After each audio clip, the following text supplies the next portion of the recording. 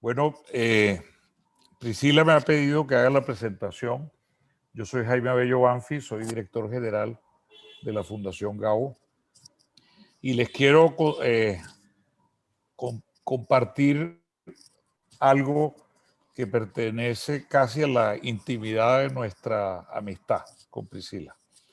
Y es que si he tenido una compañera de conversación intelectual, de análisis de problemas, de seguimiento de las distintas crisis en esta pandemia, ha sido Priscila Celedón.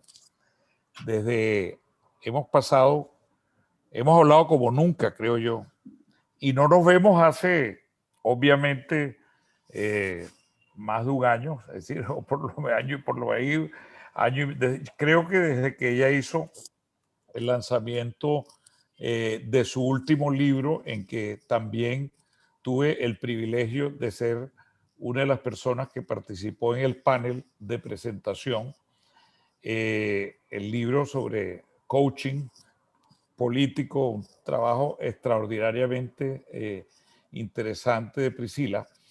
Y sin embargo, la pandemia nos unió en el seguimiento, el análisis de los problemas y la amistad nuestra, que es una amistad personal, agradable, pues se fue volviendo una conversación también en la cual creo que yo, en la perspectiva de la Fundación Gabo y las preocupaciones de temas como, por ejemplo, el manejo de de toda la política informativa a nivel nacional y también regional y local sobre la emergencia, el manejo de la crisis, los datos que ella me compartió de un seguimiento muy cuidadoso hecho por su hermano Rolando sobre las tendencias de la pandemia, el análisis de las implicaciones políticas en toda América Latina de todo el proceso que vivíamos. Pues todo esto además se complementó cuando tuvimos la oportunidad de conversar acerca de nuestros respectivos proyectos, los proyectos de Priscila de su investigación doctoral, el proyecto de hacer un estudio de cómo se había respondido comunicacionalmente desde el punto de vista de gestión de riesgo al manejo de la pandemia en América Latina. Yo escribí un ensayo sobre comunicación y paz y tuvimos oportunidad de conversar mucho de eso. En fin, todo esto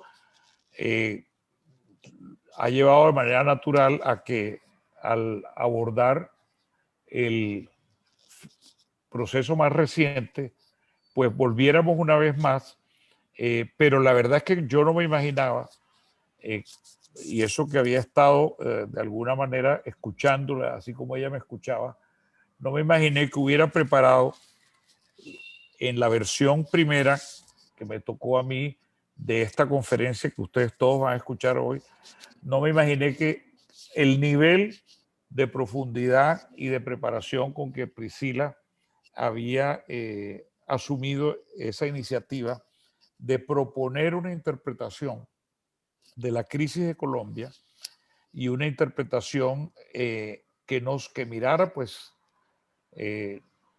por un lado, necesariamente el tema de la historia, por otro lado, la manera como se van planteando, digamos, las estructuras del poder en nuestro país, cómo se generan las narrativas para explicar los cambios y las afectaciones y los distintos crisis que el país ha atravesado. Y todo eso a la larga aterrizado, como lo van a ver ustedes al final de la conferencia, en la realidad contemporánea en la cual compartimos con el resto del mundo el fenómeno de cómo la democracia es cada vez más un tema de ciudadanía digital, de comunicación, de luchas de narrativas, de guerras de relatos, lo cual pues, nos ha quedado clarísimo, por cierto, en el caso de Colombia, en todo el tema de la manera como el paro se ha llevado a cabo, el paro y digamos todas las demás implicaciones, incluyendo el tema de los bloqueos, etcétera. Y por supuesto, a todos nos queda claro que cada vez está más planteado unas visiones interpretativas absolutamente encontradas. Es decir, y el país mismo, se nota en las encuestas, se debate entre cómo entender lo bueno y lo malo de esta protesta. Yo creo que hay una enorme simpatía por la protesta, pero al mismo tiempo hay una enorme preocupación por las implicaciones económicas que está generando y por su alargamiento. Y lo bueno es que Priscila hace el análisis de cómo el tipo de democracia digital, con los riesgos enormes de manipulación a través, digamos, de la desinformación organizada, del, del aprovechamiento de las técnicas de neurociencia enfocadas al marketing político, pues se presta, o así como en todo lo digital, se presta así como se ha prestado oportunidades, también se está prestando a riesgos graves hacia el futuro de la democracia, que pasan inclusive por un momento que creo que en el mundo entero se ve de unas narrativas que justifican el autoritarismo, un autoritarismo que va de la mano del populismo, se invoca al pueblo para pasar por encima de las instituciones, pero que además se le suma hoy en día el control tecnológico y se le suma que esa práctica populista de control tecnológico a veces coincide con éxitos. Es decir, yo estoy pensando en este momento el éxito político de Nayib Bukele en El Salvador y de su estrategia de hablar en nombre del pueblo y contra el cansancio y la fatiga de un país que ha pasado en medio de la guerra y la corrupción y que encontró que los que estuvieron en ese conflicto civil interno y que representaron los extremos y que al final se pusieron de acuerdo y terminaron alternándose el gobierno, es decir, el partido Arena, que era el partido fundado por un paramilitar, por Roberto de Abuizón, y el FSMLN, el partido de la antigua guerrilla, han quedado reducidos a su mínima expresión en un país aburrido del mal manejo, de la incompetencia, pero también de la corrupción de ambos partidos. Y en cambio Bukele se erige como la solución con una habilidad de gestión comunicacional extraordinaria, pero claramente lo está haciendo para instalarse él de una manera pues que implica una permanencia que a lo mejor no va a conocer límites, porque es que todo empieza así. Y lo estamos viendo en la derecha y la izquierda. O sea que estamos en una amenaza que tiene un nombre muy clásico, que es tiranía. Nuevas formas de tiranía muchas veces dulcificada con el manejo de imagen, pero esa tiranía la vemos en todos lados, en este momento en Rusia, etcétera. Y al final lo que importa, y Priscila lo tiene muy claro, es que haya una democracia genuina en el sentido de una sociedad donde haya oportunidades, donde haya respeto, donde haya reconocimiento entre las personas. Yo lo que les quiero decir, esta conferencia es un poco larga, pero no tiene presa mala. Es un trabajo extraordinario, un análisis que mira desde la complejidad y al final termina diciendo que tenemos que estar alerta porque se nos viene una época muy complicada y por supuesto en Colombia sabemos cómo comenzamos, sabemos que empieza con una protesta que de hecho goza de mucha simpatía, pero no sabemos cómo vamos a terminar. No sabemos si esto va a concluir hacia una deriva de orden autoritario y a lo mejor asociada, es decir, y no hablo ni siquiera, no sé si va a ser de izquierda o de derecha, pero también la otra deriva muy colombiana es la de la posibilidad de que la violencia retorne para la solución de los conflictos y no obstante, el ideal y lo que todos esperamos es que más bien todo este proceso que estamos viviendo se traduzca en una democratización, en una transición a una democracia más sólida, más participativa, más incluyente, donde la desigualdad, que es el gran mal destructivo que estamos, que ha despertado, pues, todo toda esta rabia, toda esta indignación, pues se supere. Necesitamos instituciones, pero también necesitamos igualdad social, participación. En fin, el tema es complejo, pero estamos también abocados al riesgo de que el populismo de derecha o de izquierda termine imponiendo los criterios y, como digo, construyendo propuestas autoritarias o que terminemos simplemente en otra de esas guerras sucias que ha caracterizado la historia de Colombia, especialmente el siglo XX, y que creíamos superadas con el proceso de paz. En ese sentido, yo me uno a la idea de que ojalá salvemos del proceso de paz lo que se pueda, porque de todas maneras, pero desgraciadamente, eh, eh, de todas maneras iba a decir un factor de esperanza, pero un factor de esperanza evidentemente hoy en día debilitado. En todo caso, eh, quiero felicitarte, Priscila, y Gracias. decirte pues que nada, pues que este es un trabajo muy serio y que esperemos que no solo tenga esta versión de la conferencia virtual que circule, sino que lo plasmes en otro tipo, digamos, de decir, que lo escribas y que realmente circule, porque aporta a esclarecer en un momento en que todos estamos buscando luces, guías para interpretar, para tratar de entender esta realidad compleja. Haces con tu trabajo grandes aportes. Gracias. Muchísimas gracias, viniendo de ti y de tu gran experiencia y tu conocimiento de toda América Latina y de la mano de tantos analistas que has tenido cerca de muy alto nivel, pues lo recibo con mucho, eh, con mucho valor para mí y espero que pueda compartir todo esto porque realmente necesitamos, estamos en un momento en que, lo acabas de decir, que la confusión nos está llevando también a caminos también internamente poco democráticos, a antivalores de los cuales que no tenemos aparentemente, pero que lo han despertado. Y eso no nos va a ayudar, sino que va a generar más condiciones para facilitar un camino a cualquier tipo de extremismo.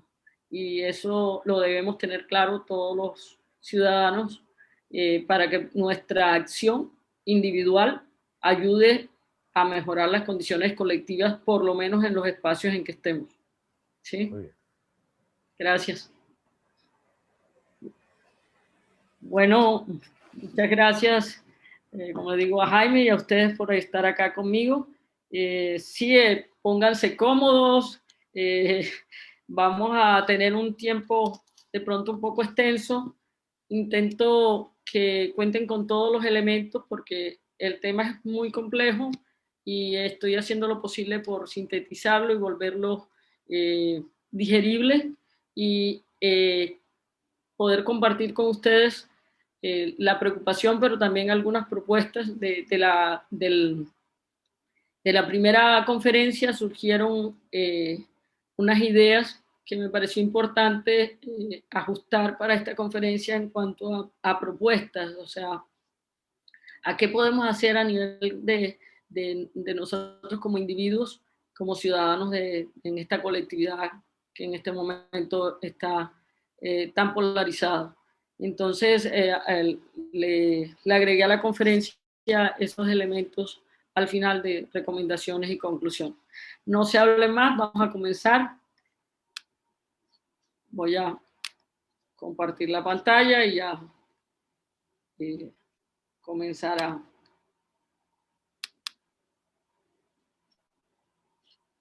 Espero que sea bien, que todos puedan estar... Bueno, Solamente un mensajito de se escucha bien, se ve bien la pantalla, todo está ok. Bueno, vamos a hablar de qué pasa en Colombia. La forma como queremos presentar este momento es desde la ciencia política y desde la historia y desde nuestra propia experiencia, ¿sí?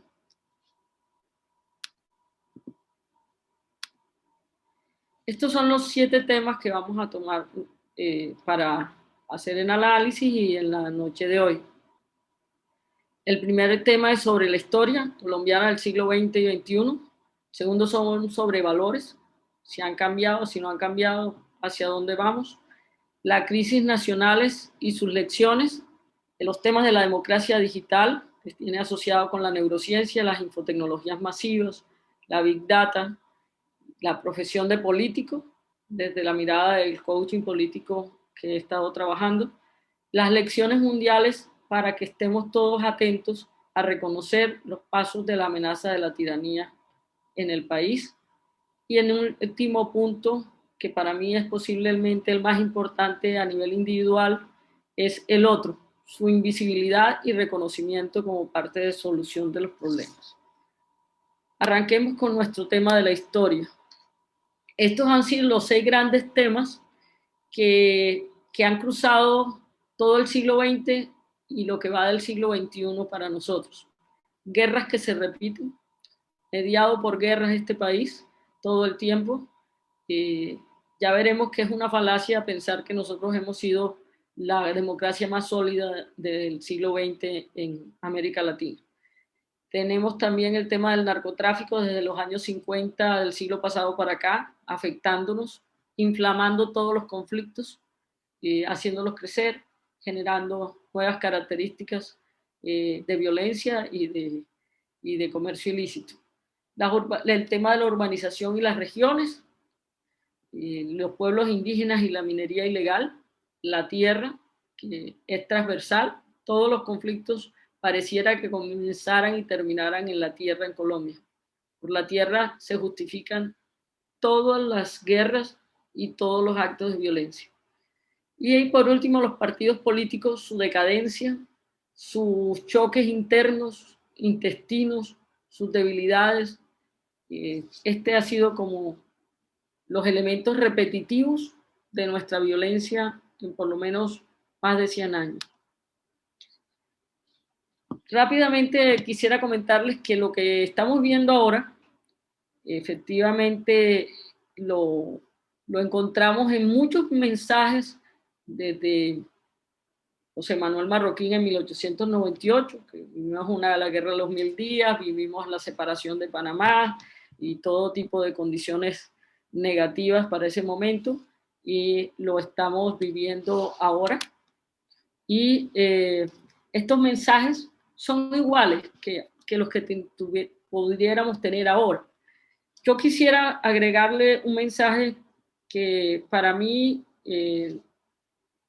sintetiza la situación. Entre el miedo al pasado y el miedo al futuro, y desde el miedo nos controlan la mente en este momento. Este miedo ayuda a los detentadores del poder a redefinir los conceptos del bien y del mal y construir un marco mental supuestamente soportado en valores, solo que estos valores están redefinidos y sus contenidos no son lo que creemos que son. Este mensaje para mí encierra lo que estamos viviendo. No tenemos claridad, se ha confundido todos los conceptos de valores y los estamos sintiendo desde la familia, desde los grupos de amigos y en todos los espacios de medios y de la sociedad en general. Solo para mirar rápidamente el tema de los gobiernos en Colombia, miremos que le puse el azul a los gobiernos de conservadores, rojo a los gobiernos liberales del siglo pasado, y este morado es cuando se ponen de acuerdo liberales y conservadores y hacen gobiernos compartidos o se mezclan en otras versiones de partidos. Y el único acto digamos, de gobierno, de golpe militar realmente de militares con un militar al mando, se da en 1953 y 1957. Durante todo este periodo de 1899 hasta 1930 tuvimos todo tipo de guerras y todo tipo de situaciones y masacres. Se llamaron de diferentes formas la cantidad de fórmulas en que se mataba, ¿sí? El corte de franela y otra serie de bárbaras formas de, de asesinar por partidos. Se consideraba que el Partido Liberal era un grupo solamente de guerrillas, de, de pensamiento rebelde, aunque habían nacido en 1848, y durante todo este periodo que les comento fue muy violento y se dio una guerra intestina en todos los lugares del país, ¿sí? Y terminando por la masacre de las bananeras, que rompió de fondo lo que se venía haciendo y de alguna manera generó un quiebre para poder ingresar a un nuevo periodo que, sin ser muy favorable, porque comenzó con el conflicto con Perú, se intentó modernizar el país y surgió la ley de tierras, y ahí nuevamente proponer la distribución de tierras en Colombia siempre ha sido, digamos, como la chispa que dispara momentos de enorme violencia. La masacre de las bananeras, solamente como para un comentario que ahora podría ser muy cercano a la realidad.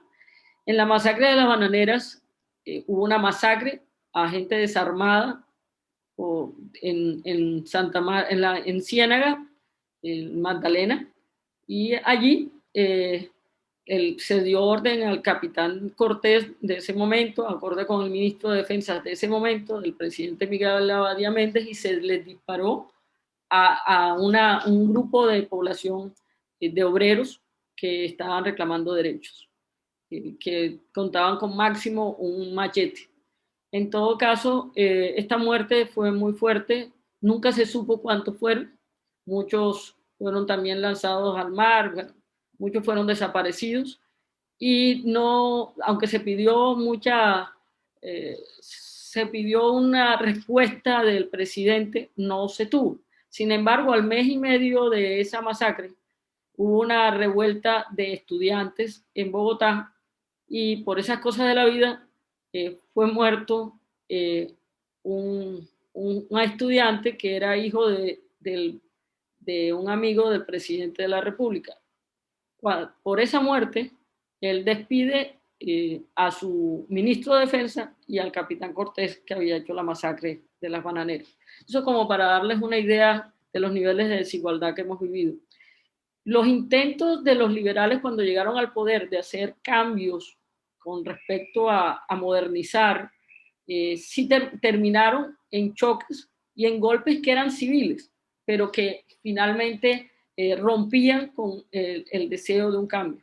Así, nuevamente en el 45, llega en el 46 al 53, hay un golpe militar. Los golpes militares, a excepción, como les decía, del 53, siempre fueron golpes que hicieron los militares, pero para que un civil se hiciera cargo del poder. Uno de los grandes expertos y uno de los grandes políticos del siglo pasado, el doctor Echandía, decía que a los militares no les gustaba tener un firmón, un presidente firmón, porque a ellos les gustaba tener el poder, pero no la parte administrativa. A veces creo que seguimos viviendo a veces ese tipo de procesos. Entonces, arrancamos ya, después de ponerse de acuerdo liberales y conservadores entre el 58 y el 74, y ya precisamente por ese acuerdo de puestos y de intercambiarse la presidencia, pues nacen las FARC porque no se les había dado soluciones y por el estatismo de las élites, y al final, en el 70, cuando se presenta ya no tanto como general, sino como miembro candidato, el general Rojas Pinilla, se entiende que pasaron varias irregularidades y se entendió por parte de un grupo que se habían robado las elecciones, y surge la primera guerrilla urbana como tal, el M-19. Después de eso se recrudece el narcotráfico y comienza a ocurrir todo tipo de situaciones catastróficas, la toma del Palacio de Justicia, en la que se podía encontrar una salida, canalizarlo con el Partido de la Unión Patriótica, pero a casi todos los exterminaron, apenas mostraron su rostro, estudiantes, profesores, dirigentes, todos fueron asesinados, más de 4.000. En ese mismo proceso, el narcotráfico presenta su peor rostro y comienzan a asesinar, a ocurrir bombas. La situación es crítica y asesina a 4 candidatos presidenciales, por ejemplo. Y de allí surge un gobierno como diferente, que fue el del 1990 al 94, que se da la esperanza con la nueva constitución del 91, que ya teníamos de la constitución anterior, que era una constitución completamente radical, era una constitución que no presentaba mayores derechos y que duró más de 100 años.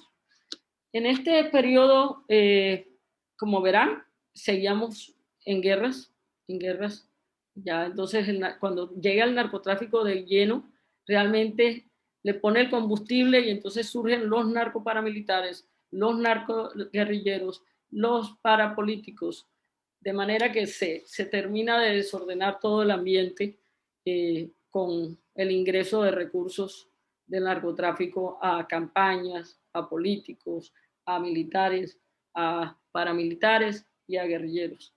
Realmente eso ha hecho que la guerra sea sin control en muchas ocasiones.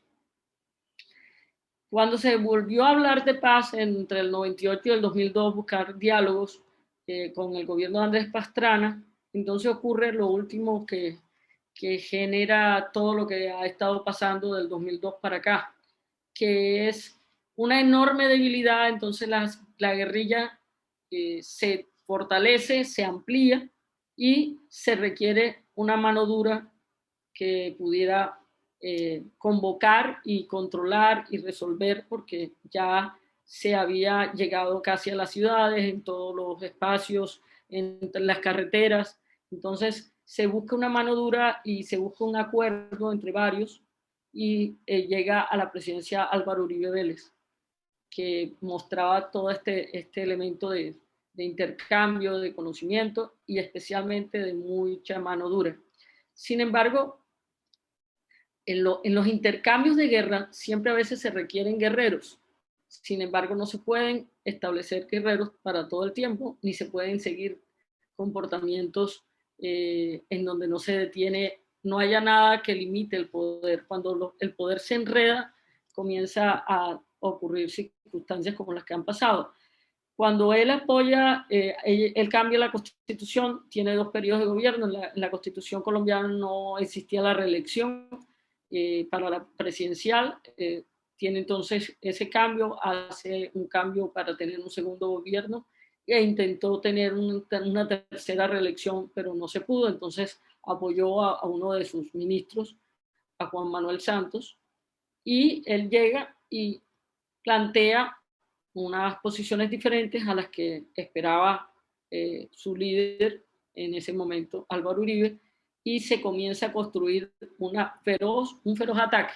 Este feroz ataque recuerda en el siglo pasado la relación que tuvieron Laureano Gómez y Alfonso López Pumarejo, que cuando eran amigos y cuando vio que alguna de las cosas podía hacer cambios que no le parecían bien al otro líder de partidos, se construyó una violencia inusitada. De alguna manera, algunos de estos elementos están aquí también. En la historia hay que conocerla para no repetirla. Y a partir de allí se genera todo un proceso ya que es una violencia que tiene que ver mucho con la democracia digital y con todo digamos, un manejo diferente de acercamiento con los ciudadanos y de venderle ideas diferentes a los ciudadanos con todas estas nuevas herramientas. A partir de todo ese proceso terminamos en el gobierno actual, que de un profesional desconocido inexperto en temas de gobierno, pero con la confianza de Álvaro Uribe y así de la mayoría de los colombianos hoy en el poder. Ya veremos qué significa eso. Pues ya no quiero mostrarles mucho sobre la Colombia sangrienta del narcotráfico. Como les dije, fue demasiado brutal ese periodo, demasiadas bombas, de demasiados ministros asesinados, procurador,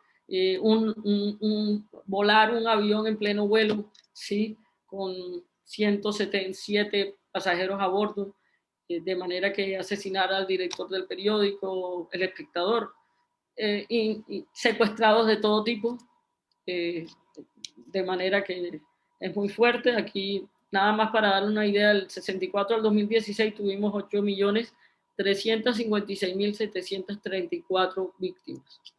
El recrudecimiento de la guerra de guerrillas también, pues nos han sido unas cifras inusitadas. De los grupos indígenas que hoy se han hablado tanto para atacar, para decir, lo único que quisiera decirles es que tenemos que entender al otro.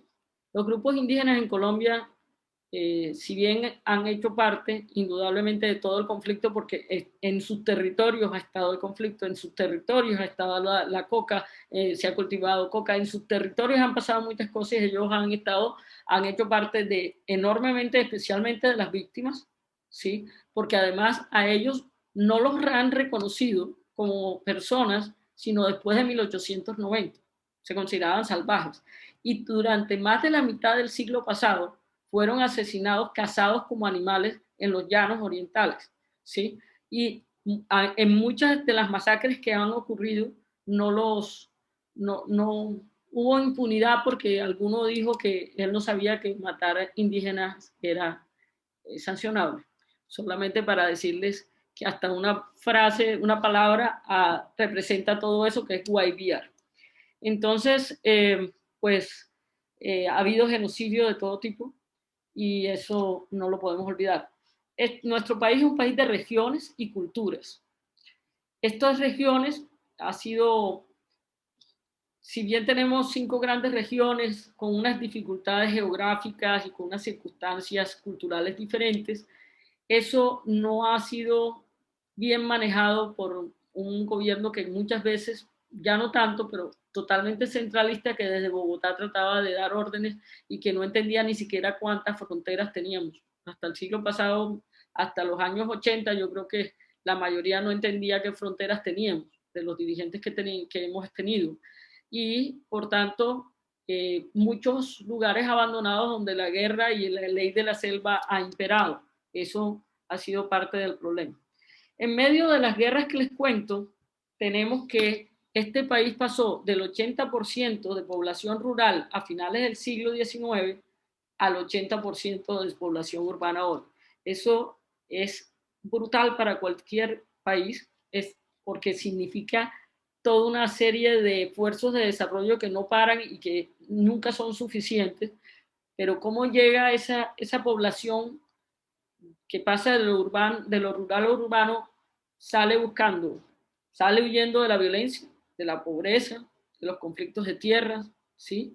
Y se encuentra generando tugurios en las periferias urbanas y buscando un mejor vivir muchas veces. Esto ha sido parte también del problema y en los últimos tiempos, los que han llegado, por lo menos de los años 90 para acá, a las ciudades han llegado además con sus propios conflictos. Entonces, como verán, es totalmente increíble lo ocurrido en ese sentido y por supuesto eso también genera violencia y dificultades y de ahí surgió el clientelismo. Muchos políticos aprovecharon estas llegadas de estas poblaciones para ofrecerles cosas que no les iban a dar, pero para conseguir sus votos cuando ya en las elecciones populares, entonces ellos les ofrecían tierras que tenían dueños, pero que finalmente terminaron invadidas. Ni hablar de la minería del oro en este momento aluvial, ilegal, 66% de la minoría es ilegal y que ha hecho una deforestación y está llena de violencia y de daño ambiental en todo el territorio. Pues lo que le decía, la tierra La tierra, este es un dato brutal, el 1% de las explotaciones agropecuarias más grandes concentra el 81% de la tierra y casi siempre la tienen, digamos, mucha tierra desperdiciada con unas pocas cabezas de ganado, mientras el resto de la población necesita producir. Solo el 19% de la tierra está distribuida entre el 99% de las unidades productivas. Eso en cualquier lugar generará violencia. Vamos a entrar a este segundo punto de los cambios de valores y el desarrollo político. ¿Qué buscamos con esto?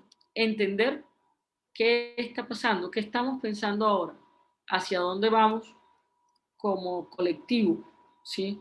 Si nuestros valores están más cercanos a lo que se desea como desarrollo o estamos en una contradicción. Queremos desarrollo, queremos estar en paz, queremos convivir, queremos salir adelante, pero vamos en contra a través de los valores que estamos viviendo.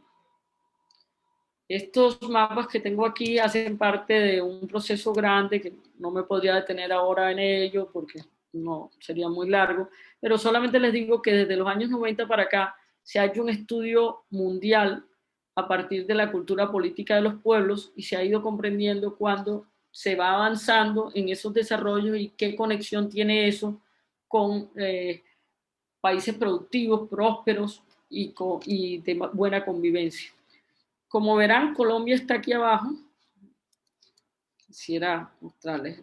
Colombia, entre el mapa que se hizo de sus valores, de la encuesta mundial de valores del 2010 al 2014, está aquí en este punto. Es decir, muy abajo en cuanto a valores tradicionales versus seculares, ahora les comentaré, y relativamente un poco más adelante en los temas de valores de autoexpresión, o sea, de cómo se sienten las personas más felices, si tienen elementos de avance, de generar condiciones para estar mejor, de bienestar. Aquí, más adelante, ya para casi el 2020, seguimos casi en el mismo sitio, como se habrán dado cuenta. Pero en el último, que es el mapa que les muestro acá, tristemente, ¿sí? Hemos reducido nuestra posición, este es el último mapa, hemos reducido nuestra ubicación de que estábamos como más cercanos hacia valores de autoexpresión, como la tolerancia, como sentirnos más felices, avanzar. Y seguimos muy mal en cuanto a las relaciones con los otros, a la confianza, a la tolerancia, a la aceptación de las diferencias. Lo lamentable en esto, que evidentemente esto no está pensado ni hecho porque para nosotros, sino aquí se muestra a todo el mundo, es que justamente lo que decían que no iba a pasar es lo que nos está pasando. Miren por favor con quienes estamos compartiendo ese círculo rojo. Estamos compartiéndolo con Filipinas, que está manejado por un dictador espantoso, por Puerto Rico, que es el abandonado de Estados Unidos, que les está tocando durísimo, con Venezuela, con Ecuador, con Trinidad y con Nicaragua.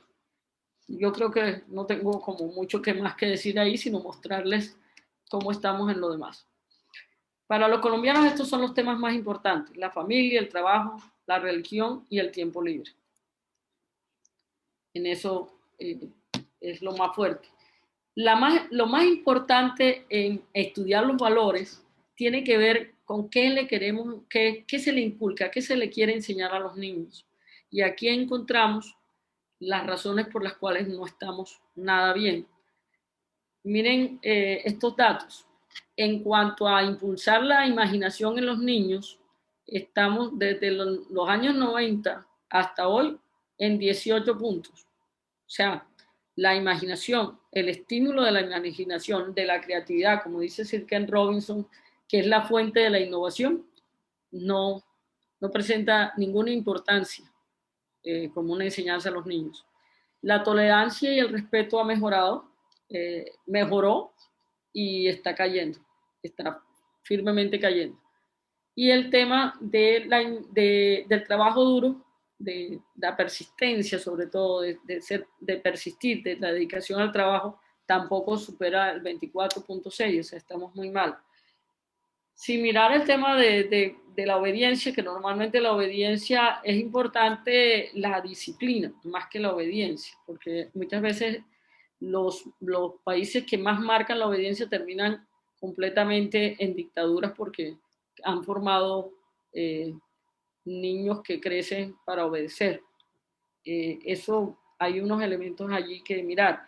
Pero lo que sí es clave es mirar los otros puntos. En el sentido de responsabilidad, bueno, estamos en el 70%. En la generosidad, estamos en 22.9%. Eso está asociado, ahorita mirarán, a todo lo que es la confianza. O sea, desconfiamos de todo el mundo. ¿Cómo vamos a generar equipos para generar empresas e innovación? Si desconfiamos de todo, desde niños les están enseñando a no ser generosos y a no confiar. El valor del ahorro y del dinero y otras cosas está en 23%, el de la independencia en 28.8% y en el valor de la determinación y la perseverancia, o sea, que es más importante que ser inteligente, el que siempre avanzan más los determinantes y perseverantes, está en 16.4%. De manera que estos son valores claves. Los buenos modales son los que mandan, la tolerancia y el sentido de la responsabilidad. La felicidad de la que tanto hablaban, de que éramos uno de los países más felices, ha bajado muchísimo, de 37 a 55. Y la satisfacción con la vida se sigue manteniendo, es lo que nos mantiene un poco en los valores de autoexpresión y en la posibilidad de sentirnos satisfechos. Se ha bajado y seguimos bajando, ¿sí? La confianza, no confiamos ni en los vecinos, ni en la religión, ni en la gente de otra religión, ni en la gente de otra nacionalidad, y mucho menos en la gente que acabamos de conocer. Solamente se confía en la familia. Y miren el punto alto de 95.5. ¿Diría usted que hay que ser cuidadoso al tratar a la gente? Sí. Entonces, no podemos fomentar la creatividad e innovación si no trabajamos con otros y si no confiamos en los que son diferentes y no podemos comunicarnos con ellos. En medio de todo este caos que hemos vivido, han ido cayendo toda la confianza en todo, en las empresas, en el gobierno, en las Fuerzas Armadas, en la policía, en el Congreso, en las cortes, en la prensa, en la televisión, en las cortes de justicia, en el gobierno nacional, en las iglesias, en el sindicatos, pues ni hablar, ¿sí? Y como plantean, se puede confiar en la mayoría de las personas, hemos pasado de 10.7, que es malísimo, a 4.5.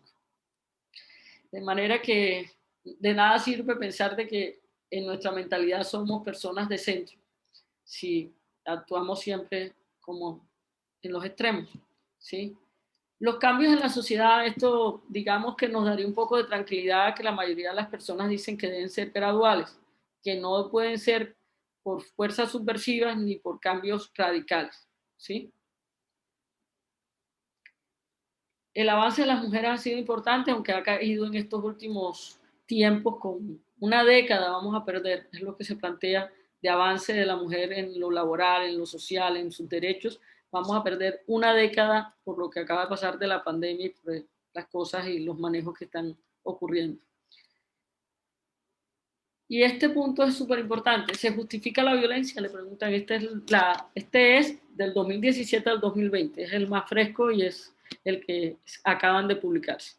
Nunca es justificable el 77.4, dice. Nunca es justificable la violencia contra otras personas, el 77.6. No se justifica el terrorismo, el 81.2%. Sin embargo, eso no tiene nada que ver con el número de feminicidios en Colombia, con ser uno de los países con mayor número, con una estadística más alta en homicidios intencionales por cada 100.000 habitantes, como habrán visto acá. ¿Sí? Es supremamente alto y no concuerda con plantear lo anterior. Que se uniría a paros, esto ha aumentado, en el 97 solo el 2% se habría unido a un paro y hoy el 11.5% dice que se ha unido a un paro y podría unirse el 33%. Estos datos son claves en este momento. ¿Con qué frecuencia los votos se cuentan de manera justa en las elecciones en su país? Prácticamente con ninguno. No muy a menudo y no nunca, no del todo. Entonces tenemos que 67% está planteando que no es así. ¿Sí? Eso es una democracia extremadamente débil. Y este es un punto también clave para comprender todo esto. Lo estoy analizando con este nivel de detalle porque es que aquí, en esta esencia de lo que somos, en nuestros valores, es donde está la situación de por qué no podemos ponernos de acuerdo. Y todo lo que están haciendo, como ya veremos, para de alguna manera manipular, de alguna manera no, para manipular a la gente y para ponerla en posiciones de polarización, agrava estos datos y nos pone en una situación realmente muy, muy amenazante frente a una tiranía de cualquier tipo, de ideologías de izquierda o de derecha. ¿Sí? Hay ahora una más cerca, pero la otra está por ahí cerquita. ¿Sí?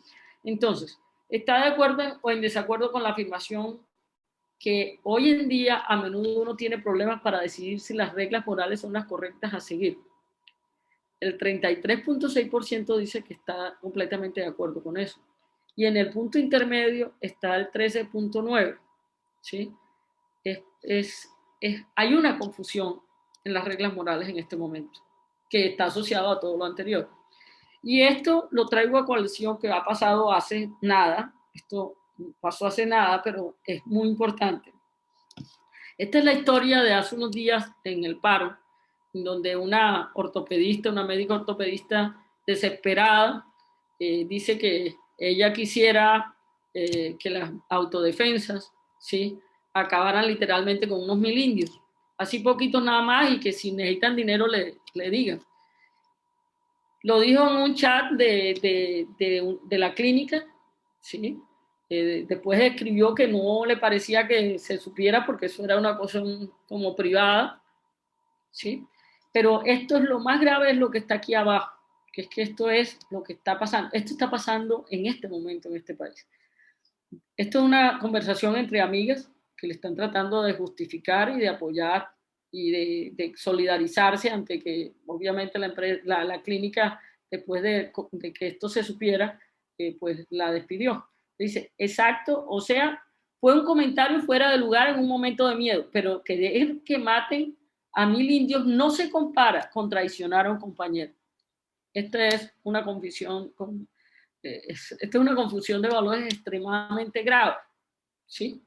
O sea, es menos importante traicionar a un compañero que que proponer que asesinen a 1000 personas, ¿sí? Eso es materia de mirar. Normalmente el problema en Colombia es que casi siempre justificamos las cosas acorde de quién venga la información. No la justificamos desde de nuestra interna escala de valores, sino acorde con quién me dice X cosa. Es parte del problema. Aquí tenemos nuestros imaginarios nacionales, imaginarios maravillosos desde los cuales muchas veces nos manipulan de todas las formas.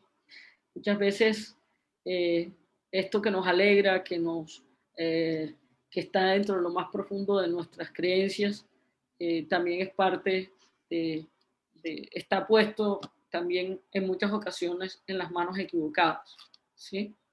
No siempre cuando yo pienso en Dios es el mismo Dios que está pensando otra persona, no siempre, bueno, no siempre es lo que parece.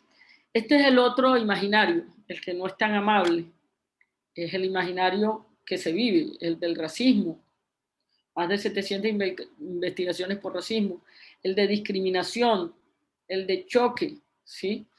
Es decir, que esto es lo que nos tiene también en el atraso total. Y el orgullo del avance femenino, de las líderes sociales, de las líderes empresariales, de nuestras líderes jóvenes científicas. Entonces, tenemos que ser como alinearnos adecuadamente. En cuanto a las crisis nacionales y personales, voy a tratar de mostrarlo un poquito no voy a detenerme en las últimas cifras de masacres en Colombia de estos últimos tiempos, sí me voy a mostrar lo siguiente. En gasto en investigación y desarrollo, somos de los países que no estamos nada bien, ¿verdad? Aquí están los datos. Pero en gasto militar, estamos acorde con nuestro porcentaje en el PIB, nos podemos compararnos en cuanto a porcentaje con Estados Unidos, con Rusia y con países que están en alta violencia. Eso muestra un direccionamiento y de alguna manera nos dice por qué no se terminan las guerras, ¿verdad? Solamente un detalle, el informe de Transparencia Internacional 2020, en donde estamos en el puesto 39, hemos bajado nuestra calificación porque casualmente ese estudio de los poderes ejecutivos en donde ya se está unificando un solo poder, ¿sí? Y que eso implica más violencia es una realidad. Igual la gente como la percepción lo tiene claro, ¿sí? La desigualdad, aquí lo tienen, la desigualdad, somos de los países más desiguales del mundo, ¿sí? Y en aumento. El índice de Gini, según datos del Banco Mundial. Esto también se muestra en nuestra forma como hemos afrontado la pandemia, la tasa de letalidad entre los primeros 20 países, nosotros estamos como en los 20 países más afectados actualmente, nosotros estamos entre los primeros 7 y en cuanto a muertos por 100.000 por población, por 100.000 habitantes, estamos también como de 7. La posición total de fallecidos por millón de habitantes, estábamos para el 30 de mayo, estábamos en el puesto 20 de los países del mundo y en total de fallecidos en el puesto 10. Y estamos casi por pasar a Alemania, siendo que nosotros tenemos mucha menos población. Los datos últimos son brutales, hemos subido más de 10 puntos en pobreza monetaria.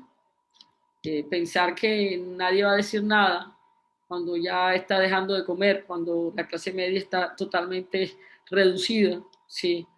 Considerar de que no hay motivo para decir nada y que debe haber un silencio sobre ello es realmente increíble.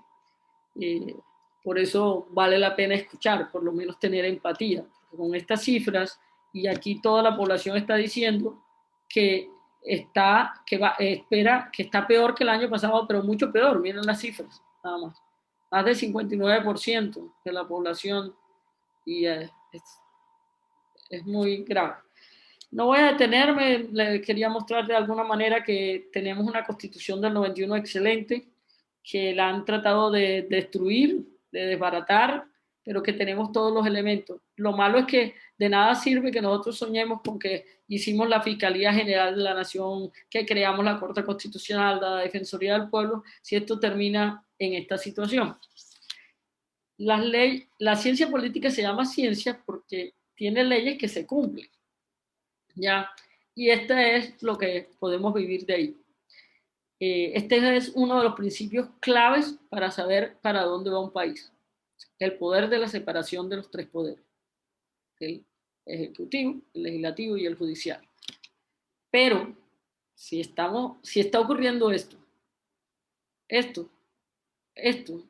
y esto, podemos esperar esto. Aunque sea civil, aunque sea con todas las apariencias de las dictaduras que vivimos el siglo pasado y que todo el mundo creyó que no habían pasado, que muchas veces somos un poco ciegos, la ceguera blanca de Saramago a veces nos toca. Pero, por ejemplo, hasta el Banco de la República era una de las entidades más respetadas, más equilibradas, ya también la intervinieron. En este momento todos los organismos de control no dicen absolutamente nada diferente porque no tienen libertad. Todos son amigos del gobierno, nombrados por el gobierno. Y sobre eso, el genio que inventó el tema de la separación de poderes planteaba lo siguiente: para que no pueda abusar del poder, es preciso que por disposición de las cosas el poder detenga el poder. Todo estaría perdido si el mismo hombre o el mismo cuerpo ejerciera esos tres poderes, el de hacer las leyes, el de ejecutar y juzgar. Esto lo sabemos hace muchos años, es una premisa, pero de alguna manera no lo queremos ver. No hay nada que pueda decir ninguno de estas instituciones, porque las personas que están mandando en esas instituciones pertenecen al gobierno. Una persona vino directo del Ministerio de Justicia, directo a la Procuraduría. La otra es uno de los compañeros amigos de universidad. La otra persona ni hablar. Entonces, no podemos ser ciegos a esto. O sea, esto es, oiga, usted perdió el olfato, perdió el gusto, no sé cuánta. ¿Será que tiene COVID? ¿Sí? Para ponerlos en términos actuales. Entonces, pues, quisiera como ingresar a las crisis en clave de Jared Diamond. Jared Diamond es uno de los más respetados exponentes del momento presente entre los grandes poderosos del mundo, empresariales y políticos. Tiene un gran respeto porque ha hecho unos estudios interesantísimos y se ha adelantado a las situaciones. Voy a leérselos nada más para comprender qué tan cerca estamos de la situación. Él hizo un análisis interesante en este libro que se llama Crisis, en donde tomó cada tema, ¿sí? Y lo miró a la luz del proceso que se manejan las crisis personales en psicología, cómo se deben manejar las crisis de Estado nacionales. Y lo estudia en 6 países en crisis grandes que tuvieron, entre esos Finlandia, Japón, Alemania, Chile. Entonces es bien interesante. Yo nada más les voy a enunciar. Lo primero que toca hacer cuando ocurre una crisis es reconocerla, ¿sí? Los países pueden negarse, ignorar o minimizar un problema en un momento inicial hasta que tiene lugar algún suceso externo que pone fin a la fase de negación. ¿Sí? Digamos, es más difícil negarse cuando realmente ocurren cosas que son imposibles de evitar y de tapar con un dedo. Lo segundo es asumir la responsabilidad, evitar el victimismo, culpar a otros y la autocompasión. ¿Sí? No es posible refugiarse en la negación, no funciona para salir adelante. Lo mejor es asumir las crisis y proceder a cambios selectivos, dice la construcción de un cercado. ¿Sí? Asumirlas y proceder a cambios selectivos. Entre tantas razones, porque muchas veces no hay que afectar todas las políticas nacionales sino una específica. Claro, que si no la acercas, se te va a cubrir todo el país de crisis, ¿sí? Si no la precisas y las tratas de resolver de manera selectiva. En ocasiones hay ayuda externa, como en las crisis personales, que puede llegar alguien a ayudarte. La cuestión de la ayuda ajena es muy importante y positiva en las crisis. Eso de cerrarme y que no venga nadie, que no venga a mirar nada ni opine nada, no es propiamente de gobiernos democráticos. La adopción de otros países como modelo. Hay que mirar cómo han superado crisis otros países. ¿Cuál es el modelo? Así lo hacen a nivel personal y así a nivel internacional. Mirar los otros lugares es clave para aprender de otras democracias. La identidad nacional es otro tema. O sea, en cuanto a crisis nacionales, identificar ese orgullo y aprovecharlo en positivo, no en negativo. Sí, no en negativo. No a partir de negar a otros, no para chocar más, ¿sí? No porque me molesta, ¿sí? Debe tener un peso importante en la solución de las crisis y la identidad nacional, que nos hace iguales a todos, ¿sí? Igual el tema de la autoevaluación honesta. El país debe estar en posesión de una información correcta y precisa. Evaluar la información también con honestidad, sin autoengaño. Cuando hay líderes o dictadores fuertes es más difícil esta autoevaluación, que la van a evitar. La experiencia histórica de crisis nacionales anteriores, pues hay que mirarse. Tenemos, por ejemplo, en Colombia tenemos todo el siglo pasado para mirar todas las crisis que tuvimos y aprender de ellas. En este momento pareciera que no estamos haciendo esa tarea. Hay que tener paciencia porque va a haber muchos fracasos nacionales en los procesos, pero también hay que ser selectivo y hay que hacer las tareas, ¿sí? No nos asegura que vamos a tener éxito mañana, no, Eso no va a pasar aunque un grupo grande de la población quiera que todo salga bien, porque mañana ya, que calmen a todo el mundo y que ya me quiten ese tema de encima y que yo no tenga que verlo. Eso no va a funcionar así, porque todos somos parte de un problema. La flexibilidad nacional ante situaciones específicas. ¿Sí? Cuando se analiza en comparación con las personas, las naciones cuentan con pocos ejemplos sólidos de la existencia de una forma de flexibilidad o rigidez generalizada. ¿Sí? Entonces hay que mirar y hay que mirar cómo manejar las situaciones. Los valores centrales nacionales, está asociado también a la identidad nacional, esos valores claves por los que los ciudadanos en algún caso están dispuestos a morir por ellos, están relacionados con esta identidad, pero no se confunden con ellos. Pueden facilitar o dificultar los cambios selectivos. En este momento los están dificultando. ¿Sí? Se están marcando posiciones que no ayudan en nada. La ausencia de constreñimientos geopolíticos. Bueno, los países, al igual nosotros tenemos de alguna forma, se piensa que al revés, que estamos en una posición crítica, pero realmente estamos en una posición geopolítica en que no tenemos de vecino, por ejemplo, Finlandia tiene de vecino a Rusia, ¿qué puede hacer? O México tiene de vecino a Estados Unidos, ¿sí? Nosotros realmente tener de vecinos a Venezuela, Ecuador, digamos que nuestro vecino más complejo sería Brasil a esos niveles de poder, de presión. ¿Sí? Vamos a entrar en otro tema, un tema muy nuevo, que es la democracia digital o la e-democracia y todo lo que viene con ella. Este es el espacio en donde la manipulación política está causando un daño enorme y muchos de los que posiblemente están hoy conmigo se podrían preguntar hasta dónde han enviado, han compartido información que no sabían si era cierta o no, y solamente porque les ha disparado la rabia o el miedo. Eso tiene que ver con esta democracia digital. Ha pasado de la manipulación total a unos jóvenes marchantes, internautas nativos, que han mostrado su voz fuera de estas fronteras a partir simplemente de tener los teléfonos celulares y de conectarse como todos los internautas nativos muy rápidamente sin conocerse entre ellos. Este ha sido uno de los grandes actos de terror que hemos vivido y que ya están mostrando estos resultados y estos efectos en este instante. Que a través de vendernos el castrochavismo como un fantasma, como la plaga, la gente salió a votar por no a la paz, una cosa más o menos insólita, que la empaquetaron, ¿sí? Destruyeron por ejemplo, a Mocus lo destruyeron con preguntarle si él creía en Dios. Sabían que él era tan honesto que iba a decir que no, porque era filósofo, porque era científico, y eso sabían que eso lo iba a sacar de competencia. Ni hablar de la cuestionable estrategia de campaña del no, porque realmente casi todos los elementos fueron un acto de manipulación que poco a poco se entenderá. Aunque créanme, el miedo al ridículo, de verse engañado, esta es quizás uno de los miedos más grandes de todos, y eso hace que la gente prefiera decir que no, que sí cree que eso era así, a aceptar que lo engañaron y que de pronto lo siguen engañando. ¿Sí? Esto pasa en las izquierdas y en las derechas.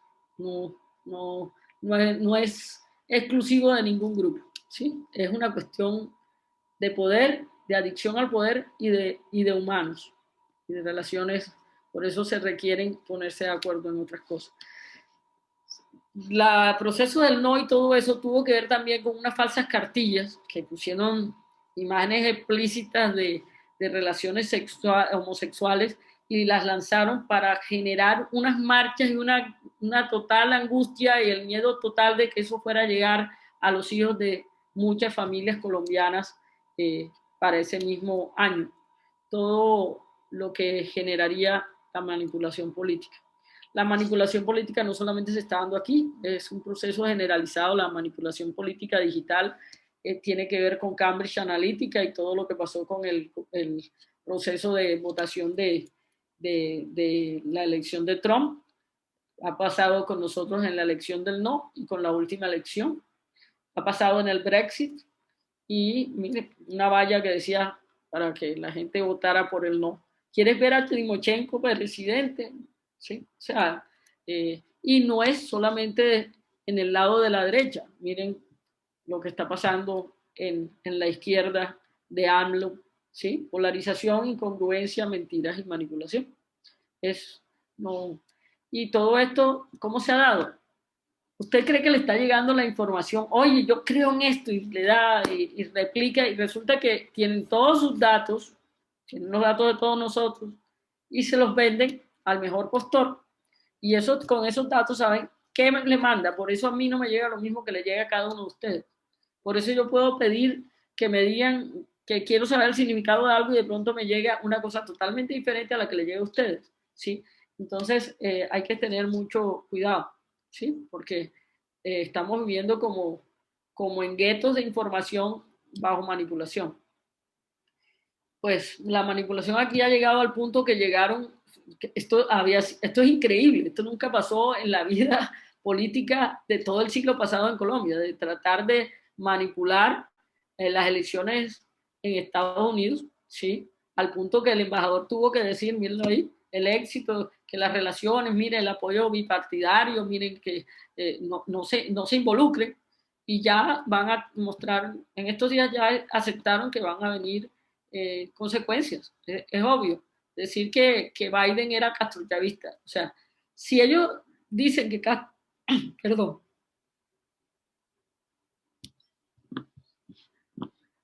decir que Biden es castrochavista era lo mismo que lo que estaban pensando acá, pero canalizaron todo con uno de la izquierda que ya no lo tenían en estas elecciones.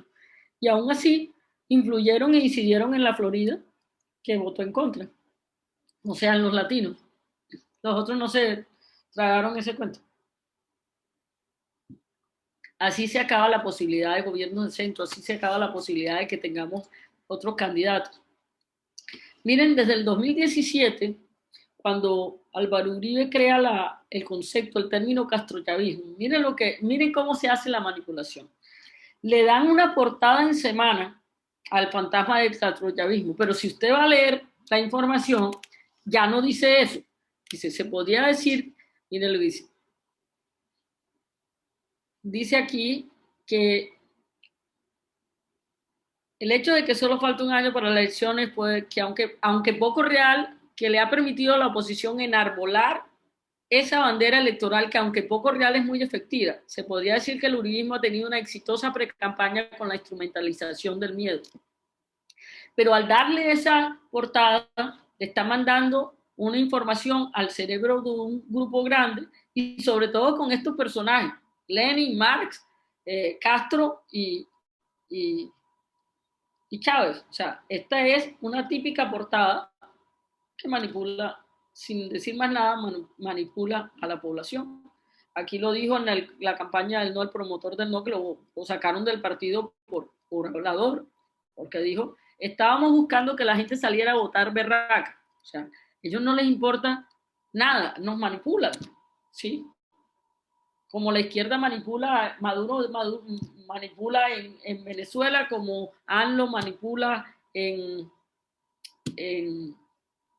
en México, como Piñera quería hacerlo y manipuló, y hay una cantidad independiente, ya ni siquiera es porque ahora están diciendo que Chilezuela, o sea, de todas maneras va a haber toda esa información, pero si nosotros no comenzamos a ser ciudadanos responsables, de leer lo que hay que leer de verdad, o sea, nadie está diciendo que todos podemos tener una ideología a la otra, eso no tiene que ver, ¿sí? Y muchos queremos estar en el centro. Lo que nos impacta es lo que está pasando, ¿sí?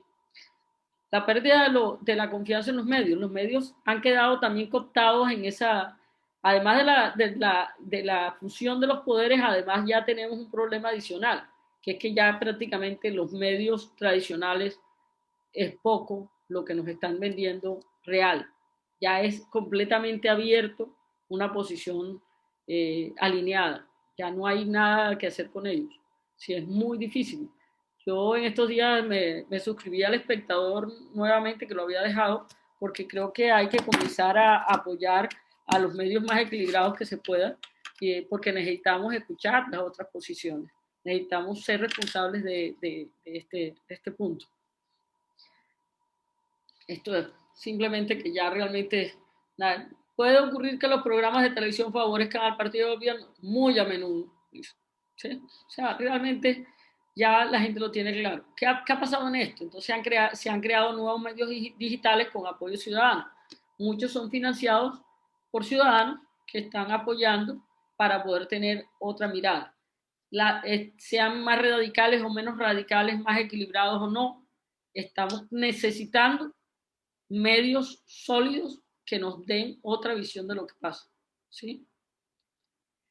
Y el tema de la desinformación que la Fundación Gao, que dirige Jaime Abello, acaba de sacar un libro maravilloso que plantea un libro digital que sale de un taller que hicieron sobre la desinformación. La dificultad en esta época de la posverdad, ¿sí? Que es la distorsión deliberada de la realidad para manipular creencias y emociones, para influir en la opinión pública, en las actitudes sociales, como ya dijo Jean-François Vogel.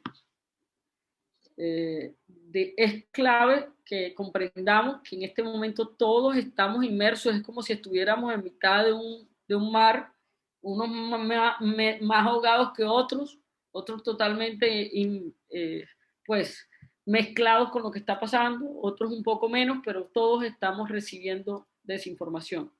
En Brasil, ni hablar, en Brasil también han estado en ese proceso, o sea, esto está pasando en otros países del mundo, en Europa está pasando con algunos países y nosotros tenemos que estar alertas porque la situación se torna compleja. Para avanzar con esto, la neurociencia nos dice qué creemos y qué no creemos también, a partir de nuestras emociones y el tipo de cerebro que tengamos. Elegimos en milisegundos quién consideramos que nos genera confianza, por ejemplo, para votar, ¿sí? Eso se ha probado. Pero también les aviso que hay que estar muy despiertos porque una de las pruebas que han hecho es probarle a personas que pertenecían a partidos diferentes, les pasaban información de sus ídolos, de sus representantes políticos, diciendo una cosa y diciendo la contraria o haciendo algo inadecuado, y el mismo cerebro pasaba más rápido las cosas que no eran buenas de sus representantes, a los cuales eran fanáticos. Eso es complejo. En cuanto a ideología, se está discutiendo mucho, estos son unos neurocientíficos que están estudiando la biopolítica. Predispost es un libro predispuesto que dice que de alguna manera, biológicamente, venimos más predispuestos a ser más cercanos a la izquierda o más cercanos a la derecha, como miradas más cercanos a la libertad que al orden. Sí, o sea, eso implica que no tenemos que salir a atacar al otro porque no piensa como nosotros. Eso me parece muy interesante, que sean rasgos psicológicos, fisiológicos y genéticos, y que ninguno es mejor que el otro, entre otras cosas. ¿Sí? El manejo que le dan unos y otros a ideologías convertidas en refritas y una cantidad de barbaridades es lo que hace la problemática, los extremos, el extremismo, sí, pero nada más. Este es otro de los puntos que me parece más grave y lo he puesto en estos colores para que miremos que el uno está en negro sobre amarillo y el otro está en amarillo sobre negro. No podemos seguir repitiendo lenguajes que están manipulando nuestro cerebro para que no tengamos claro qué es lo que pasa, ¿sí? Y todos los días surge una nueva palabra establecida para que no la vivamos como lo que es. Por ejemplo, los falsos positivos. Falsos positivos, además tiene la palabra positivo ahí no por casualidad, no es porque es un positivo, no. Los falsos positivos tienen que ver con la matanza de jóvenes que soñaban con un trabajo digno, ¿ok? Con 6.400 jóvenes que soñaban con un trabajo digno, ¿sí? Los homicidios colectivos, vamos a ver que realmente el nombre mundial y el nombre que aparece en todo, en la RAE, en todo, se llama masacre, ¿sí? Solamente para algunos puntos. O sea, por ejemplo, la mermelada. La mermelada no es otra cosa que sobornos del gobierno de turno a congresistas para obtener el apoyo de sus intereses. Y el concepto que teníamos mis abuelos de lo que era la gente de bien, que era gente con valores, que era gente que compartía unas creencias de respeto, de tolerancia, eso ya no tiene nada que ver con el concepto de gente de bien que se está posicionando y es lamentable, porque se está posicionando es un grupo social que se considera superior social, económica y moralmente al resto, y es una clara muestra de discriminación y racismo y de supremacistas. ¿Sí? Eso es gravísimo, porque eso nos va a superdividir más. Y entonces ahora escriben, pero yo sí soy gente de bien. O sea, qué horror. O sea, es una cosa bárbara. Es el uso de es una violación del lenguaje. Y las violaciones del lenguaje terminan generando violencia casi siempre, ¿sí? Y terminan normalizando situaciones críticas que no las normalizaría de otra manera. Cualquier día la violación de una niña va a terminar siendo cualquier otra cosa, ¿no? Es un error genético del señor, del hombre que apareció por ahí, no sé, ¿ya? Tenemos que tener eso muy en cuenta. Solamente para mostrarles que todas las marchas en el mundo han tenido infiltrados vándalos. Todos los países les traje todas las marchas mundiales que han ocurrido, porque detrás de esto está el nacionalismo, la xenofobia, y hay una cantidad de circunstancias que están protestando porque han pasado cambios importantes. Estamos en plena decadencia del modelo globalizador, ¿sí? Y eso ya esa unificación no nos está funcionando. Aquí está, esto es el inventario global de manipulación a través de medios, de redes sociales de la universidad, el instituto, el proyecto de propaganda computacional de la Universidad de Oxford. Como verán, ahí estamos nosotros en azul. Como verán, los tipos de cuentas falsas, nosotros aquí estamos también. Tenemos bots, que son todas estas cuentas falsas que las manejan robots y no humanos. Nosotros, ¿cuántos no pelean con unos robots y no nos damos cuenta? Y también con la parte automática. ¿Cómo se está manejando esta manipulación? Se está manejando, miren, para Colombia, con agencias de gobierno, con políticos y partidos políticos y con empresarios. ¿Sí? Aquí están los datos. Aquí están. Las estrategias de comunicación de Colombia: desinformar, tener trolls, ¿sí? Y amplificar contenidos que les interesen. ¿Qué es lo que buscan el mensaje y supuestamente la valía ahí? Nos van a mandar mensajes a favor del gobierno, atacar a la oposición salvajemente, sea cual sea, ¿sí? Distraer, suprimir, amenazar, acosar para que la gente pare de compartir, de opinar y polarizar.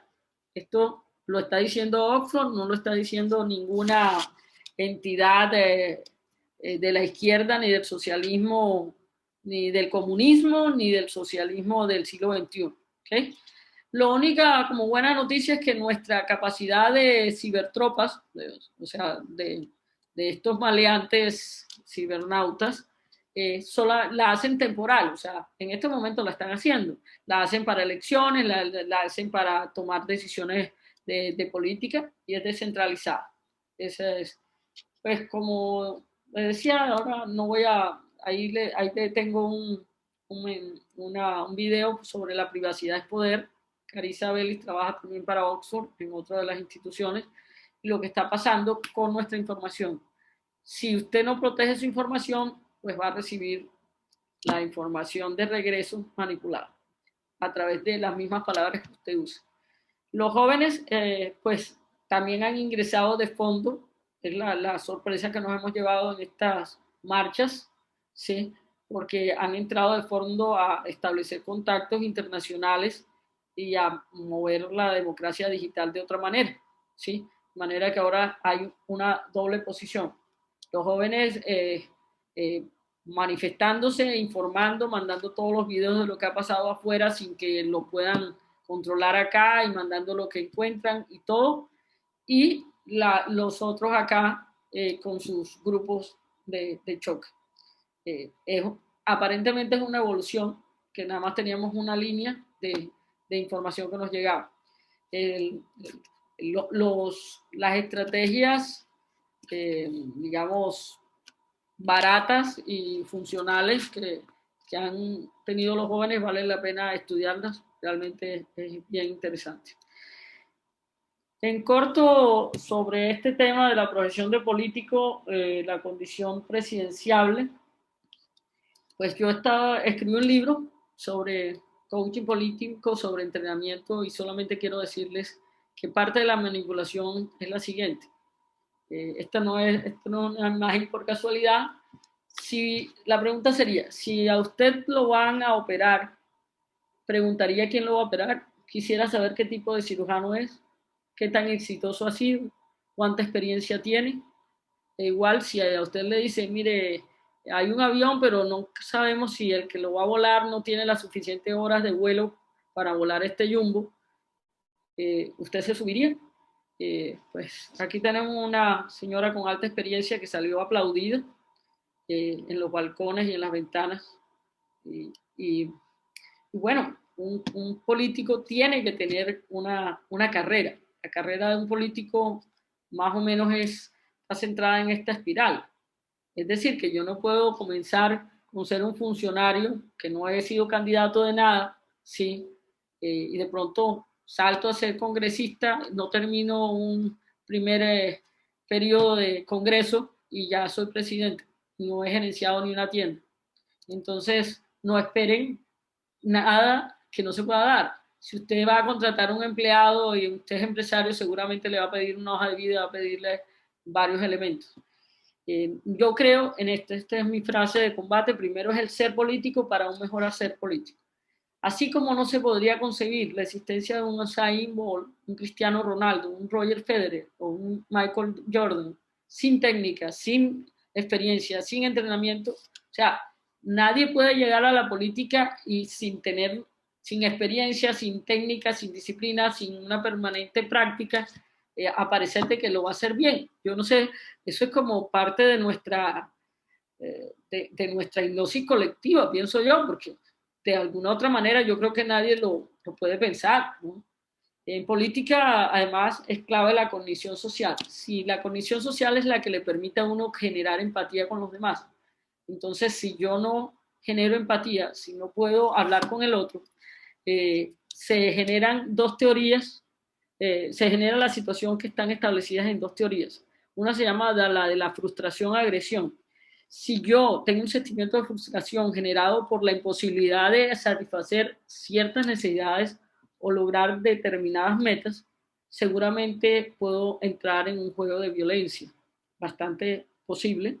Eso está estudiado desde los años 60, esa teoría, y hay otra para un poco más nueva, que es la percepción, la relación de los actores que no encuentran relación entre las expectativas que tienen frente a unos valores y las capacidades aparentes de su entorno para satisfacerse.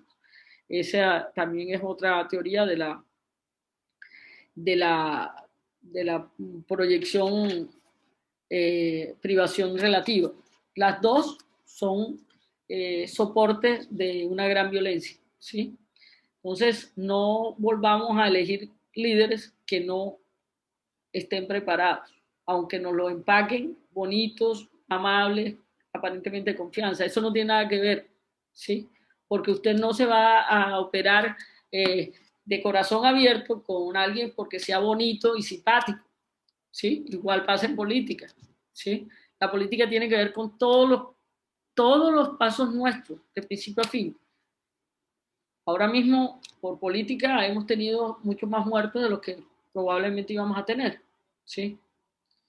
Las elecciones mundiales, estamos por terminar. Me preocupa, se ha escrito mucho en estos últimos años sobre las alertas a la tiranía, especialmente en Estados Unidos, una gran preocupación. hay muchos elementos que hacen que pensemos que pueden pasar. Entonces, quiero hice un resumen y una pequeña traducción de estas lecciones. Este me pareció el libro más, digamos, más sencillo, más contundente de uno de los grandes expertos en esta materia, Timothy Snyder. Entonces, lo comparto. Me encantó desde el mensaje de este historiador polaco, Leszek Kolakowski, que habla que en política ser engañado no es excusa. Y en este momento está pasándonos a los colombianos. Entonces, estos son los elementos que son lecciones del siglo XX sobre la tiranía. Miremos cuáles tienen que ver con nosotros. No obedezcas en forma anticipada. La obediencia anticipada es una tragedia política. Defiende las instituciones. Son las instituciones las que nos ayudan a preservar la decencia. También necesitan de nuestra ayuda. Las instituciones, no dice las personas, dice las instituciones. La tercera punto es el cuidado con el Estado unipartidista, ¿sí? Ojo con esto, los partidos que rehicieron a su gusto los estados y reprimieron rivales no fueron omnipotentes desde el principio. Simplemente se ganaron la confianza, dijeron lo que querían oír el pueblo, la comunidad, y terminaron en una tragedia. Asume la responsabilidad de la faz del mundo. Los símbolos de hoy permiten la realidad del mañana. Observa los signos de odio, quítalos por ti mismo y no te acostumbres a ellos. En este momento, identifiquen todos los signos de odio que nos están rodeando y por favor, no intervengan en fomentarlos. Hay que quitarlos. De eso depende nuestra vida, ¿sí? Recuerda la ética profesional. Cuando los líderes políticos son un ejemplo negativo, la simple práctica de los profesionales éticos se vuelve más importante. Los autoritarios necesitan funcionarios obedientes, que dejen pasar las cosas. Ten cuidado con los paramilitares. Él no está hablando de Colombia. Esto es un documento hecho, creo que pensando en que estuvieran pendientes en Estados Unidos y en Europa. Cuando el prolíder, la policía y el ejército se mezclan, el fin ha llegado. Sé reflexivo si debes estar armado. Debes saber que los males del pasado involucraban a policías y soldados encontrándose un día haciendo cosas irregulares. Sobresale, alguien tiene que hacerlo. Puede sentirse extraño hacer o decir algo diferente, pero sin ese malestar no hay libertad. Sea amable con el idioma, evita pronunciar las frases que hacen todos los demás. Piensa en tu propia forma de transmitir eso que crees que todo el mundo está diciendo. Miren todo lo que estamos repitiendo todos los días que nos llegan, que ni siquiera sabemos quién lo inventó y nos sonaron bien y yo sí creo que es así y lo repetimos. Creen la verdad. Abandonar los hechos es abandonar la libertad. Si nada es cierto, entonces nadie puede criticar el poder porque no hay base sobre la cual hacerlo. Investiga, averigua las cosas por ti mismo, pasa más tiempo leyendo, subsidia el periodismo de investigación, date cuenta de que parte de lo que hay en internet está ahí para hacerte daño. Haz contacto visual y habla poco, es parte de ser un ciudadano responsable, ¿sí? Practica la política presencial, el poder quiere que tu cuerpo se ablande en la silla y tus emociones se disipen en la pantalla. Aparece físicamente en lugares desconocidos con personas desconocidas, haz nuevos amigos. Establece una vida privada. Los gobernantes más desagradables usarán lo que saben de ti para presionarte, ¿sí? Ponle un malware a tu ordenador. Usa menos el internet y ten más intercambios personales. Contribuye a buenas causas. Una de las cosas que tenemos en Colombia es que no hacemos parte ya de ninguna organización social. Aquí nadie ayuda a nada. Son pocos los casos y de una manera solamente lo que a mí de pronto me sirve o algo, eso está re mal. Aprende de compañeros, amigos en otros países. Hay que estar en contacto, hay que mirar qué está pasando en otros lados. Escucha las palabras peligrosas. Está atento a las palabras extremismo y terrorismo. Está activo ante las nociones fatales de emergencia y excepción. Enfréntate al uso traicionero del vocabulario patriótico. Esta es una frase que me parece extremadamente importante en estos días. Tranquilízate si llega lo impensable. La tiranía moderna es la gestión del terror. Si llega el ataque terrorista, recuerda que los autoritarios explotan tales eventos para consolidar el poder. Sé un patriota, da un buen ejemplo de lo que tu país significa para las generaciones venideras. Lo necesitarán. Sé tan valiente como puedas. Si ninguno de nosotros está preparado para morir por la libertad, entonces todos moriremos bajo tiranía. Y bueno, volvemos a repetir, en política ser engañado no es excusa. El otro, su invisibilidad y reconocimiento. ¿Cómo reconocer al otro? La invisibilidad del otro. El otro para crear convivencia. ¿Cómo reconocer al otro? Pues es un problema que viene desde la conquista, ¿sí? Por eso los que llegaron a las costas les parecieron tan diferentes los que estaban y miren lo que pasó, un genocidio enorme, porque es lo que pasa. Staudenhagen, que es un alemán antropólogo, era un alemán antropólogo que se estableció en México, decía que la negación del otro es la primera y más fundamental violación de los derechos humanos. Aquí tenemos el caso. Para convertir a todos estos judíos para, para el holocausto, era necesario que perdieran identidad, vestirlos igual y ponerles un número, perdieran su nombre, perdieran quién eran. Sí. Nosotros no tenemos, allá lo que hay es un grupo de vándalos, que acá somos los de gente de bien, solamente como para decirles cómo están las cosas. Como dice Carlos Fuentes, destruimos al otro cuando somos incapaces de imaginarlo. Ser pensantes, ser sensibles, ser corporal, ser hablantes, ser desde el comportamiento, percibir al otro si es mi igual, resulta fácil.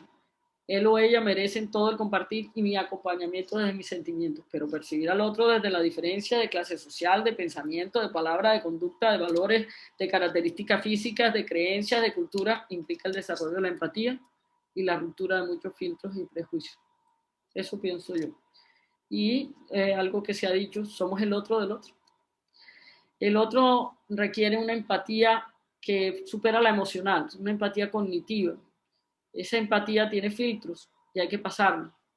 En este momento estamos en uno de los peores momentos de la carencia de empatía cognitiva en la dirigencia y en todos nuestros ciudadanos en Colombia. Es una de las cosas que escucho a cada rato, se clama por la empatía y nadie la quiere dar, ¿sí? Estamos hipnotizados. El cerebro es flexible, esa es la buena noticia, es adaptativo. Ponernos en los zapatos del otro, el desconocido, implica trascender filtros y generar nuevas conexiones neuronales. Es decir, que como el cerebro tiene plasticidad, podremos hacerlo. Esta situación del otro, es un problema que viene. Y quería terminar mostrándole las imágenes maravillosas de una de las personas que creo que tiene más empatía en Colombia, que es el fotógrafo Jesús Abad Coronado, que puede identificar al otro y que no considera que ninguna versión del otro sea su enemigo. Puede mostrar la tragedia, puede mostrar la estética y la maravilla en medio de la tragedia. No a la política del odio y del medio, venga de la ideología que venga. Y solo para compartir con ustedes estas últimas líneas, me han aguantado mucho y les agradezco. Ya estamos terminando, pero es clave que tengamos este final. Esto es nuevo, esta es la parte nueva de la conferencia. Para mí estas serían las conclusiones, no tengo la verdad absoluta, nadie la tiene y no espero tenerla, sino quiero entregarles reflexión. Estos son los elementos. Los colombianos en general desconocemos nuestra historia y desde ese hecho vemos solo el presente y desde allí actuamos. Con un terreno abonado de guerras interminables, impunidad, terratenientes, narcotraficantes, desigualdad, discriminación, instituciones débiles, creencias y valores tradicionales arraigados y de supervivencia, paradójicamente soportados en imaginarios que nos dan felicidad, hemos sido manipulados por años por grupos de poder que cambian de nombre, pero no de objetivos de poder. La democracia digital con sus instrumentos, cada vez más potentes y veloces, permiten que la manipulación y el engaño constante se afiancen en la población a partir de estrategias de miedo y odio que separan y no permiten enfocarnos en los causantes de este desastre y tragedia sostenida. Los colombianos de diferentes clases sociales, luego de tantas guerras, han aumentado sus distancias, siendo cada vez más difícil vivir valores claves para el desarrollo de los pueblos: protección de la vida, solidaridad, compasión, respeto por el otro y paz, entre muchos. limitándose estos valores sobre una profunda y contradictoria fe religiosa. Para los amigos y los iguales, porque los demás son vistos como enemigos y no merecen ser cubiertos por mi práctica de valores. Ha sido una falacia increíble vivir tantos años creyéndonos la democracia más sólida de América Latina. El proceso anterior es de gran riesgo, el terreno perfecto para un régimen totalitario disfrazado de democracia y de protección. No se olviden, en la mente tenemos que un padre maltratador también puede ser un buen protector. Eso es parte del caos que estamos viviendo. Es de enorme riesgo que se vaya consolidando un partido único y un único enemigo, al que se define como terrorista. Cuando no se cuenta con organismos de control independientes, es casi imposible pensar que se vive en una democracia. Y si además los medios principales se alinean con el partido único, la crisis será total. Ante un panorama tan desestabilizado, es imposible posiciones de centro y que surjan opciones de políticos que puedan ser elegidos, y de surgir pueden ser objeto de atentados como la muerte de tantos precandidatos en el pasado. Sin reconocer al otro, será imposible vivir en paz y avanzar en el desarrollo y en otros temas claves para mejorar las condiciones del país. La pandemia, en medio de todo esto, ha desnudado muchas de nuestras debilidades y mentiras. Y ya para terminar, les voy a dejar unas sugerencias, unas con preguntas, otras sugerencias nada más. Cuando te llegue un mensaje a tu celular, una noticia que te agreda o te genere miedo, no la compartas de inmediato. Tómate el tiempo para verificar si es cierta. Hay varias formas de hacerlo. Una es con páginas especializadas en ello, como Colombia Check. Otra está atendiendo cuentas verificadas o a través de medios internacionales respetados, para que sepas si es cierto lo que te está llegando o solamente quieren manipularte y que compartas. Autoevalúate para saber si estás siendo coherente con tus valores en todos los momentos y espacios. Y si no es así, revisa cuál es la justificación que te das. Pregúntate si el político o los políticos que sigues, más allá de las palabras, comparten tu visión del mundo y tus valores.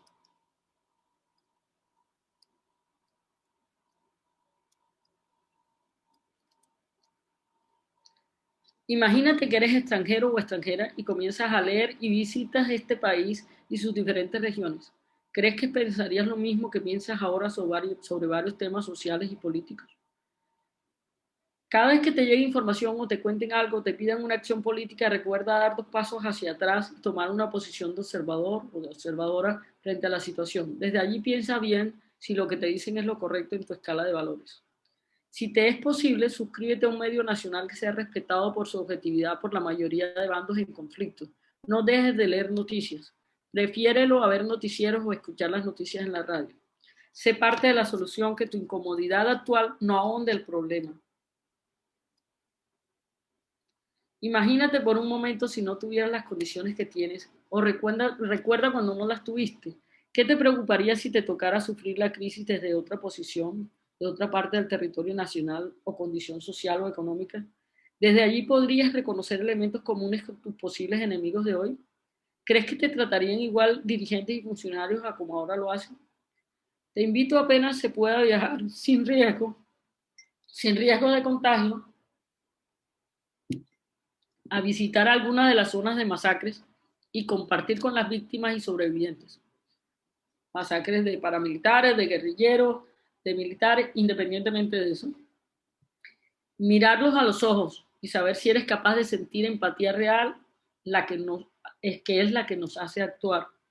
Tómate el tiempo de verificar las hojas de vida, las palabras, la historia de los políticos por los que quieres votar, y revísalas como si fueras a elegir al cirujano que deberá salvarte la vida. Sé parte de la solución, que tu incomodidad actual no ahonde el problema. Muchas gracias. Voy a dejar de compartir pantalla.